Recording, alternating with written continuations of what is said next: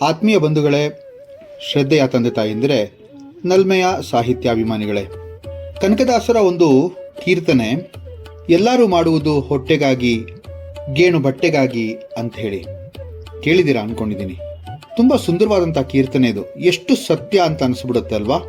ಎಲ್ಲರೂ ಮಾಡುವುದು ಹೊಟ್ಟೆಗಾಗಿ, ಗೇಣು ಬಟ್ಟೆಗಾಗಿ, ವೇದಶಾಸ್ತ್ರ ಓದಿಕೊಂಡು ಪಂಚಾಂಗ ಹಿಡಿದುಕೊಂಡು ಬೋಧನೆಯ ಮಾಡುವುದು ಹೊಟ್ಟೆಗಾಗಿ, ಹಳ್ಳದಲ್ಲಿ ಕೂತುಕೊಂಡು ಕಲ್ಲು ದೊಣ್ಣೆ ಹಿಡಿದುಕೊಂಡು ಕಳ್ಳತನ ಮಾಡುವುದು ಹೊಟ್ಟೆಗಾಗಿ, ಉನ್ನಂತ ಪುರಂದರರಾಯನ ಧ್ಯಾನವನ್ನು ಮನಮುಟ್ಟಿ ಮಾಡುವುದು ಮುಕ್ತಿಗಾಗಿ, ಆನಂದಕ್ಕಾಗಿ ಅಂತ ಹೇಳ್ತಾರೆ. ಈಗಿನ ಒಂದು ಪರಿಸ್ಥಿತಿಯಲ್ಲಿ ಜನ ಹೊಟ್ಟೆಗಾಗಿ, ಆ ಗೇಣಿನ ಬಟ್ಟೆಗಾಗಿ ಎಂತೆಲ್ಲ ವೇಷಗಳನ್ನು ಹಾಕಿ ಕುಣಿದು ಕುಪ್ಪಳಿಸಿ ಜೀವನವನ್ನು ನಡೆಸ್ತಾನೆ. ಈ ಕಗ್ಗದಲ್ಲಿ ಅದರ ಒಂದು ಸುಂದರವಾದಂತಹ ಉದಾಹರಣೆಯನ್ನ ಡಿ.ವಿ.ಜಿ. ಅವರು ಹೇಳ್ತಾ ಇದ್ದಾರೆ. ಕಗ್ಗ 23 ಹೀಗಿದೆ.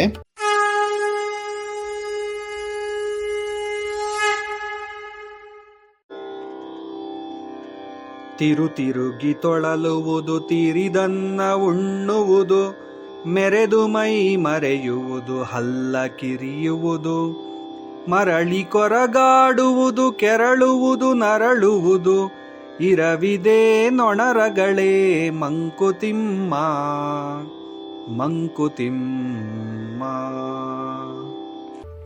ಮನುಷ್ಯನ ಪರದಾಟಕ್ಕೆ ಕೊನೆಯಿಲ್ಲ ಅನ್ನೋದಿದೆ.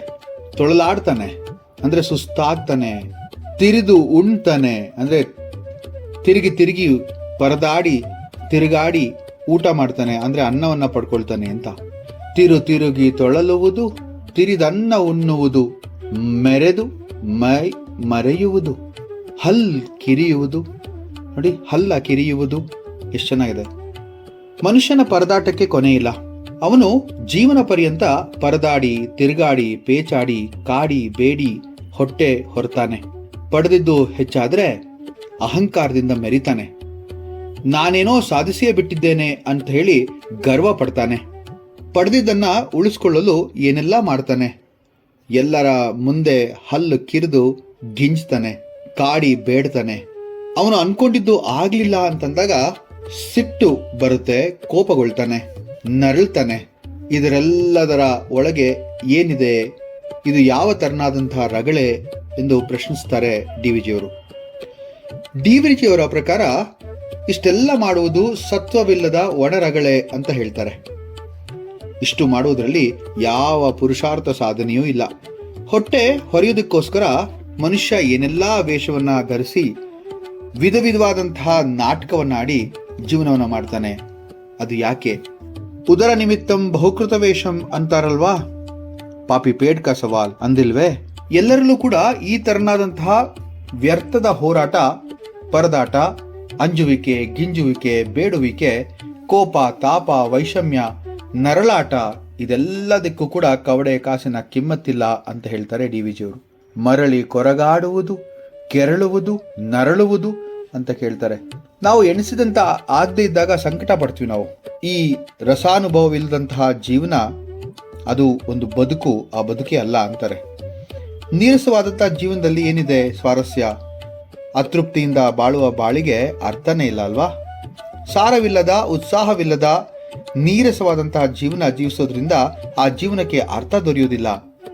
ಡಿ.ವಿ.ಜಿ. ಅವರೇ ಹೇಳುವ ಪ್ರಕಾರ ಪ್ರೀತಿ, ದಯೆ, ಕರುಣೆ, ಪರಹಿತ, ವಾತ್ಸಲ್ಯ, ವ್ಯಾಮೋಹ, ಮಮತೆ, ಲೋಕಪ್ರೀತಿ ಇವೆಲ್ಲದರ ಜೊತೆಗೆ ಎಲ್ಲರೊಳಗೊಂದಾಗು ಮಂಕುತಿಮ್ಮ ಅಂತಾರಲ್ವೇ? ನೋಡಿ, ವಸುದೈವ ಕುಟುಂಬಕಂ ಅಂತ ನಮ್ಮ ಹಿರಿಯರು ತುಂಬಾ ಚೆನ್ನಾಗಿ ಹೇಳಿದ್ದಾರೆ. ಅದರ ಪೂರ್ಣ ಶ್ಲೋಕ ಹೀಗಿದೆ: ಅಯಂ ನಿಜ ಪರೋ ಯೇತಿ ಗಣನಾ ಲಘುಚೇತಸಾಂ ಉದಾರ ಚರಿತಾನಾಂ ತು ವಸುದೈವ ಕುಟುಂಬಕಂ. ಮಹಾ ಉಪನಿಷತ್ತಲ್ಲಿ ಬಂದಿರುವಂತಹ ಈ ಶ್ಲೋಕ ಎಷ್ಟು ಅರ್ಥಗರ್ಭಿತವಾಗಿದೆ ನೋಡಿ. ಈ ಶ್ಲೋಕದಲ್ಲಿ ಹೇಳಿರೋ ತರ ವಸುಧೆ ಅಂದ್ರೆ ಈ ಭೂಮಿಯೇ ನನ್ನ ಕುಟುಂಬ ಅಂತ ಯೋಚನೆ ಮಾಡ್ಬೋದಲ್ವಾ ನಾವೆಲ್ಲರೂ? ಸ್ವಲ್ಪ ಕಷ್ಟ ಅನ್ಸುತ್ತೆ, ಆದ್ರೂ ಕೂಡ ಯೋಚನೆ ಮಾಡಲಾಗದಂತಹ ವಿಚಾರ ಅಂತೂ ಅಲ್ಲ ಇದು. ಮನುಷ್ಯನ ಬಯಕೆಗಳಿಗೆ, ಮನುಷ್ಯನ ಒಂದು ಈ ತೊಳಲಾಟಕ್ಕೆ ಎಂದೂ ಕೂಡ ಕೊನೆ ಇಲ್ಲ. ಅವನು ತನ್ನ ಕಾರ್ಯಸಿದ್ಧಿಯನ್ನು ಮಾಡ್ಕೊಳ್ಳೋದಕ್ಕೋಸ್ಕರ ಏನ್ ಬೇಕಾದ್ರೂ ಮಾಡ್ತಾನೆ. ಬೇರೆಯವರ ಮುಂದೆ ಹೋಗಿ ಹಲ್ಗಿಂಚ್ತಾನೆ, ವ್ಯಥೆ ಪಡ್ತಾನೆ, ಕೋಪಿಸ್ಕೊಳ್ತಾನೆ. ಇದೆಲ್ಲ ಒಂದು ಒಣರಗಳೆ ಅಂತ ಹೇಳಿದ್ದಾರೆ ಈ ಒಂದು ಕಗ್ಗದಲ್ಲಿ. ತಿರುಗಿ ತೊಳಲುವುದು, ತಿರಿದನ್ನ ಉಣ್ಣುವುದು, ಮೆರೆದು ಮೈ ಮರೆಯುವುದು, ಹಲ್ ಕಿರಿಯುವುದು, ಮರಳಿ ಕೊರಗಾಡುವುದು, ಕೆರಳುವುದು, ನರಳುವುದು, ಇರವಿದೇ ನೊಣರಗಳೆ ಮಂಕುತಿಮ್ಮ.